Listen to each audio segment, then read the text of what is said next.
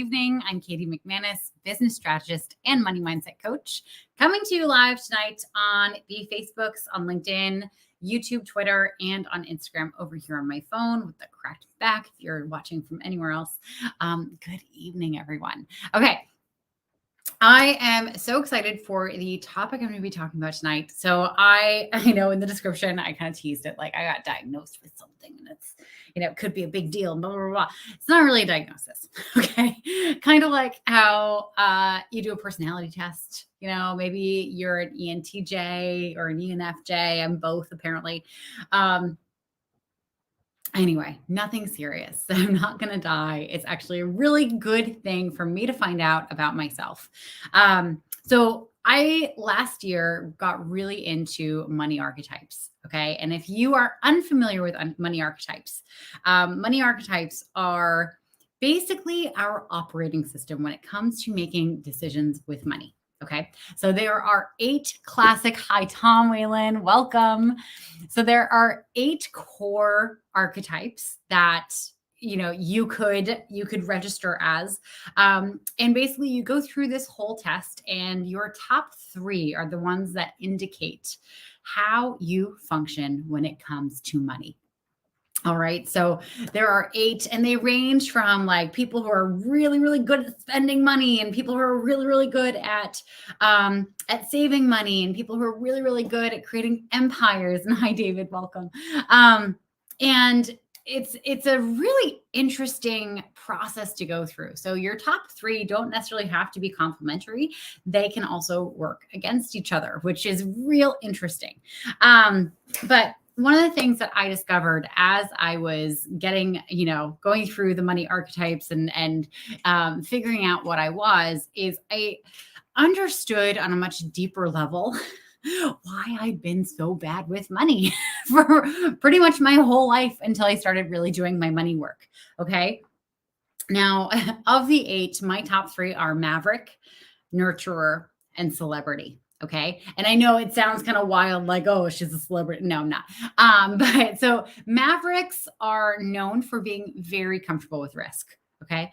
We're extremely comfortable with risk. We are, because we're comfortable with risk, we're also incredible at manifesting money when we need it. Right. The classic maverick move is to spend money on something and then just figure out a way to pay off the credit card bill later. Right. It's just like, oh, cool. Like, I know how to do this. It was fine.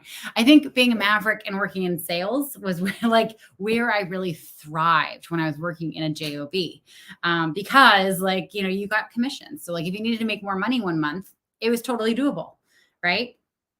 Also living in San Francisco, I had a ton of little like gig jobs that I could do to make more money. It was so easy. So mavericks tend to be very comfortable with risk. They're also kind of that rebel with a cause, right? Mavericks don't take any shit from anyone. You can tell that's kind of me. They are, or we are really not interested in following the rules for the sake of following the rules. So when I was building my business and trying to figure out what to do, when people would tell me to do stuff and they didn't have a good reason behind it, or they told me to do something and I saw how like that way kind of sucked and there could be a better way. It was like, looking back, I see now that it was a very maverick thing for me to say, no, I'm not doing this. I'm going to break this system and I'm going to build a whole new one and it's going to be better. Right. That is really classic maverick. So those are some strengths of the maverick, but the challenges are they suck at saving money, like really suck. Like they're really bad at saving money. None of my archetypes are really good at saving money. Because they have this faith. They know that they can hustle and they know that they can make more money when they need to, right? So mavericks are really common entrepreneurs. I have a fair few clients who are mavericks, to almost a dangerous degree, right? Because we're so comfortable with risk. We put ourselves in very risky positions a lot of the time. Now, I want to talk mainly about the maverick because the maverick is the one that is most true for me. It is my top archetype, and really looking back at my life through the lens of understanding that I am a maverick and this is how I operate with money. It's interesting because it pops through in other ways. So when I got really interested in doing money archetype work, I also got into doing like branding archetype work. And what was fascinating when I went through and did my branding archetypes, guess what I also was? I was also a maverick. And so I started doing more and more work trying to understand like how this works across the board for most people. And it's fascinating because what your money archetypes are typically translates to what your brand is. Like your brand archetypes are going to be very similar. And if not the exact same name, they're going to be related names, right? So being a maverick in my brand and understanding this for the first time in my life, I was able to read my client testimonials in a whole new light, right? I was able to pinpoint exactly what it was that my clients get out of working with me, which means I was then able to highlight that stuff more in my marketing. I was also able to incorporate some of my other archetypes, the nurturer, the celebrity, into how I roll up my programs. And of course, incorporate the strengths of those two archetypes and also, create some safety nets for the challenges that I run into with those two particular ones. Now, I also was able to change how I deal with risk in my business, right? So because I'm so comfortable with risk and I sometimes skate a little too close to the line, after learning about being a maverick, I was able to kind of reconfigure how I roll up my business, reestablish my offers, create a couple new programs that'll create consistent income for me, right? Because the dangers of the maverick is you're constantly starting new projects. You are okay with risk. So sometimes you do run out of money, right? And for my accumulators out there, if you're an accumulator, it means that like you have no tolerance for risk at all. Hearing a maverick talking about running out of money, which happens very common for mavericks, will make you feel a little nauseated. Okay. It's so funny. I did a training when I was going through the certification with all of my current clients at the time and then some. And there was one person in the training who was a very strong maverick. There would be months where they ran out of money and it was just fine. And they knew that they would make it back. And there's another client who was a very strong accumulator. And accumulators, like they are so anal about their savings. Like they don't want their savings not only to just stay the same, they need it to grow. And if it's not growing and staying the same, or they're eating it, or eating out of it, it's not a pretty sight. So like when they heard the maverick say that they ran out of money, this person literally started sweating in this training. Like just the idea of running out of money was so terrifying to them. So in understanding more about being a maverick and how it impacts me with my money and how it impacts me with my business and how I can leverage the maverick strengths and also guard against the challenges, I was really able to relaunch my entire business, which allowed for me to make more money in less time with a lot less effort, which was like mind blowing for me, absolutely mind blowing, because I was able to launch a bunch of other things that I had been wanting to do for so long and hadn't had the bandwidth for. Just understanding these core principles about myself. Now, tonight I want to really go into the kinds of things that I looked back at my life and really understood better about how I operate and how I make decisions. And it's really this beautiful thing once you understand your operating system, because as humans, we're not that complicated, right? How we do one thing is how we do pretty much everything, right? So if we handle money in one way, then we probably handle our relationships in a similar way.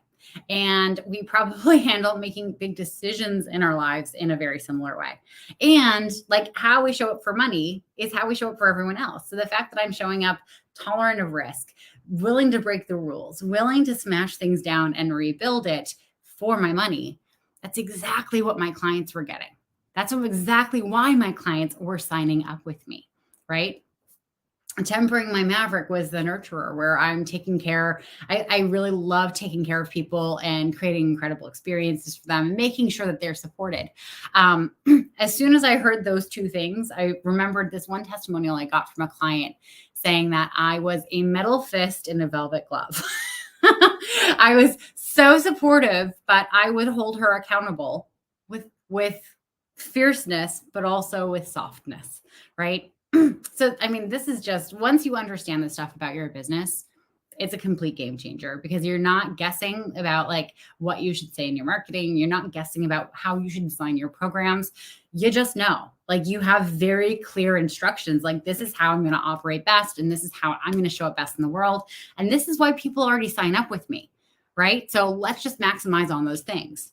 But looking back at my life, I realized that I was like a maverick in the closet, right?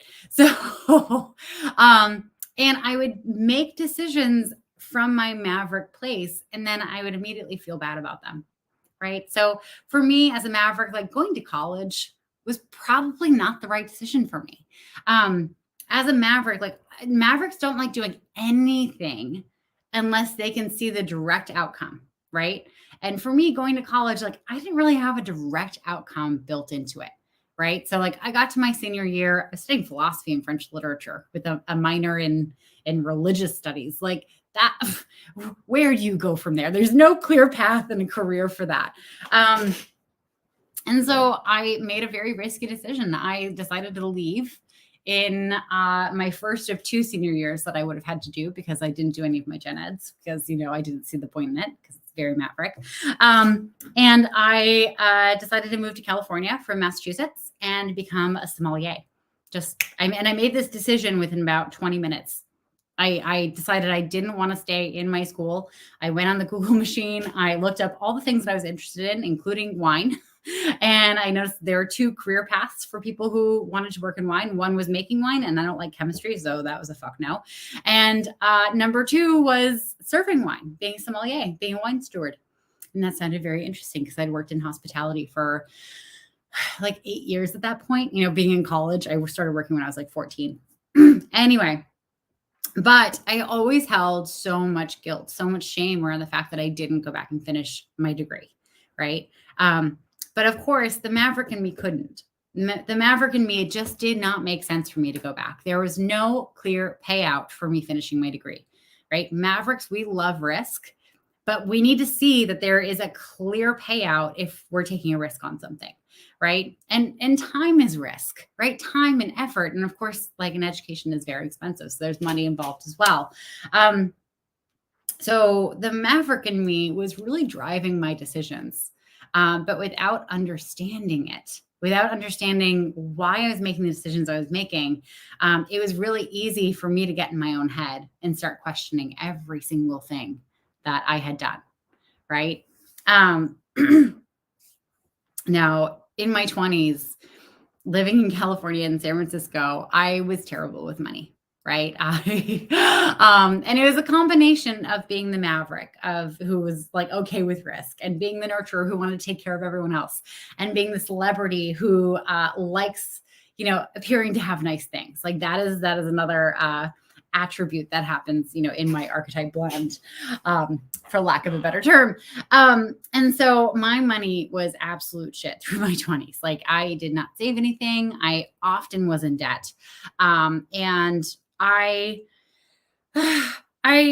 financial plan was basically just hope and pray. That was it. And yet it always worked out. It always worked out. And I never really understood why it always worked out or how it always worked out, but it always did, right? Until like the occasional time where it didn't, but then it would still always work out, right? It was fine. Now, how this impacted my career. So my career, if you've heard me talk about when I worked at JOBs before, you know that I jumped. I would work a job for a year, maybe. Then I would get bored of the conversations. And then there were more times than not that I would quit a job without having another one lined up. I just trusted, right? Because things always worked out for me.